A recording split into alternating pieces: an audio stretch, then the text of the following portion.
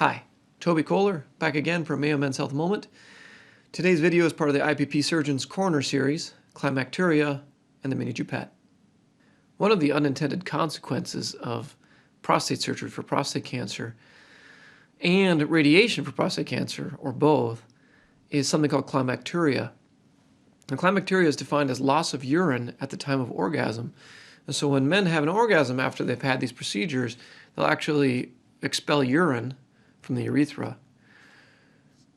We tell patients, if they're bothered by this, that the easiest way to address it is to empty their bladder or urinate best they can before they have sex, and this will help with this problem. But it turns out that guys that have severe stress incontinence, guys who leak a lot of urine, and how far you are out from your prostate cancer treatments, whether it be radiation or surgery, this will affect how much climacturia you will experience. So we just published this article in the Journal of Sexual Medicine on how often climacturia occurs and in which patients it occurs. And it turns out that about 40% of men who have prostate cancer surgery, at least in our group that we examined, had some degree of climacturia and were bothered by it. About 14% of men who just had radiation alone, so about 1 in 6, 1 in 7, also had climacturia. And this is a new finding because before we used to think this was only surgery that was causing this problem, but now we know that indeed radiation can cause a significant problem with this as well. And then the guys who had both radiation and prostate cancer surgery or prostatectomy, they're at the highest risk of having climacturia with a 52% prevalence. So we know that this condition is relatively common and often not discussed with the patient ahead of time before they get either the radiation or the surgery. And we talked about how if you empty your bladder before you have sex, sometimes you can minimize this climacturia problem. But we do have other things that we can try to help address this issue. So the Mini-Jupette procedure is a type of surgery that we do at the time of penile implant, which can help fix climacturia. We do this by putting a little sling, a mesh sling, over the urethra at the time of the implant surgery. And the way it works is when you inflate the device, it kind of stretches this little piece of mesh out and compresses the urethra a little bit. That can help with climacturia. It can also help with a minor degree of what we call stress incontinence. That's when you leak, when you cough or sneeze.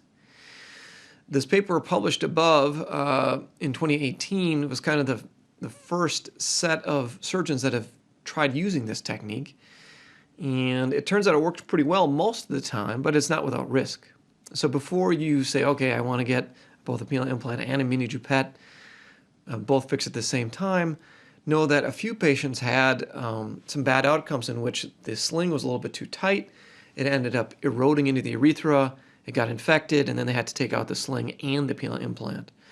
So I would urge you that if you're considering getting this Mini-Jupette procedure at the time of the implant, you should have a pretty moderate to high degree of bother with your climacturia and not expect this sling to really fix severe urinary stress incontinence. It can help a little bit with some minor stress incontinence, but remember, you do have to have some fluid inflated in the device for it to work well. So if your device is completely inflated, technically it's not going to help you at all. But when you inflate the device maximally, it'll help with both climacturia and some stress incontinence. This video is to inform patients that this procedure is out there. It's also for other surgeons if they want to mimic the techniques that we've now adopted based on experience and our outcomes. So the Mayo technique has evolved. We end up using 4 sutures that are placed before anything is put in place, when the implant is placed, because anytime you take a needle and you try to put it through the tissue around where the device sits, you can unintentionally injure it. So just briefly, what we try to do is this little yellow tube here is the urethra. If I can get my mouse to work, there we go. U for urethra. So here's the urinary tube. So when we put the device in, we make these 2 small incisions here called corporotomies. And that's where the cylinders get put in. And we pre-place these sutures and then we tie them across. and that's where the corporotomy are, where the implant is placed through. At the same time, we make a little additional space down lower, down here. We pre-place 4 additional sutures with a permanent suture called an ethibond. And we basically put them in place and then wait. And once the device is in place, then we'll put our sling in. Let me show you some more pictures. So this is our current technique, and I'll cover this in a little greater detail on the next slide. But this is a patient who's had an implant already placed. And right here you can see this little blue suture. This is covering up the corporotomy that's already tied down. So the cylinders of the implant are already in place. Below here you can see this little piece of mesh, this little kind of checkerboard pattern. And so right here I'm taking a surgical instrument and showing that this mesh is not too tight over the urethra, because we don't want it to be tight all the time, because then it could potentially cause harm by eating into the urethra. So we make sure it's not too tight by putting this in here. Here in this picture, you can see that the device is fully inflated. You can see that all of a sudden that mesh is actually compressing that tube, that urethra, and you can't really get this thing behind there, the instrument. And so this is the difference between a non-inflated and inflated device, is that this mesh is compressing the urethra to help prevent leakage or climacteria. Here's the pump kind of sitting up in the air. I'll show you some other pictures. So here's the piece of mesh that we use. This is the one that we prefer, is the Virtue Coloplast mesh. And what you don't see is that we've already cut off the arms of this mesh. This would have these long kind of projections, and we cut them off with the scissors before we put it in. And then we tailor it, and we just basically cut off the arms, and then we use that piece of mesh to indeed put this little sling or hammock over the urethra, which again, when you inflate the device, tightens and causes, prevents leakage. This is the technique that I first started using, where I actually placed sutures right where I had the corporotomies. The problem with this is that you have to take bites with a needle with the implant in place, and it takes a lot longer. And based on my other videos that you may have watched, you know that the longer you take in surgery, especially for implant surgery, the higher infection rate. So the technique that I described on the last slide with the pre-placed sutures is actually quite fast. It only takes 10 minutes. This procedure that I used to do took about 30 minutes. And so I'd sew part of it in, and then I would put the device in, and then I'd take this dilator here, and I'd put it underneath to make sure it's not too tight, and then I'd sew the other piece in place with the device in, and that took longer because you had to be careful not to injure it. And here's the finished product again. You can see this is the urethra here, and here's the mesh compressing the urethra, and this is fully inflated, whereas you can see how loose this is, because you can fit this dilator in between the urethra and the mesh itself. So we've learned as we've gone how to be faster, and I think have better results too.